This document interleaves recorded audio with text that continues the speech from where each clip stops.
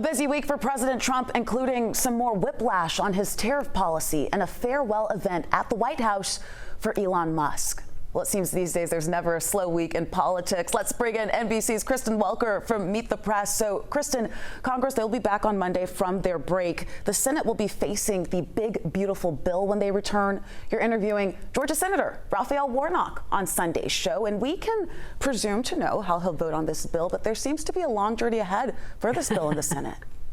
There really does. Of course, Democrats in the minority don't have much power in terms of their vote, but they are hoping to impact the course of the debate. And I anticipate what we'll hear from Senator Warnock is a robust defense of Medicaid and criticism of the bill as it stands. The CBO projecting that millions could lose coverage to Medicaid because of the work requirements that are going to be included in this bill. Now, we're going to talk to Senator Warnock exclusively. We'll also talk to the House Speaker exclusively, get his defense of this legislation. He says, look, all able-bodied people should have to work if they want coverage, and he's going to say that people who are here who are undocumented should not have access to Medicaid. So we'll have that debate here on the program. But of course, this is in the hands of the Senate right now. And it's not just Democrats who are critiquing this legislation. It's Republicans as well. You have Senators Ron Johnson, Rand Paul saying there aren't enough cuts in this bill. So what happens next, and will the version that emerges from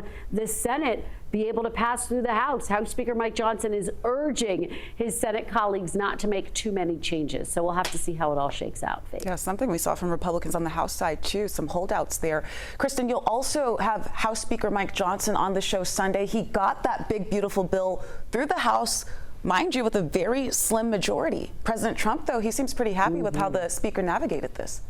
He is. And look, the president and the House Speaker have been in this spot before where they're facing an uphill battle in terms of getting legislation passed. And you see the president jump in at the last minute to twist some arms to get the necessary votes that are needed to get the legislation passed. And that's what we saw in this instance as well. It's notable, though, Senator Ron Johnson saying he's not going to be persuaded by the president or anyone else to get on board with legislation that he doesn't support. So will the president's powers work in the Senate? Today, President Trump said he actually wants to see more tax cuts in this bill. Could that impact the final version? This is still very much a moving target, and the question looming over all of it, will they be able to meet that July 4th deadline that they imposed themselves, Faith? That is the big question. Changes are imminent, according to some people. Kristen, thank you so much. Meet the Press airs Sunday morning at 10, followed by the Georgia Vote. Thank you, Kristen.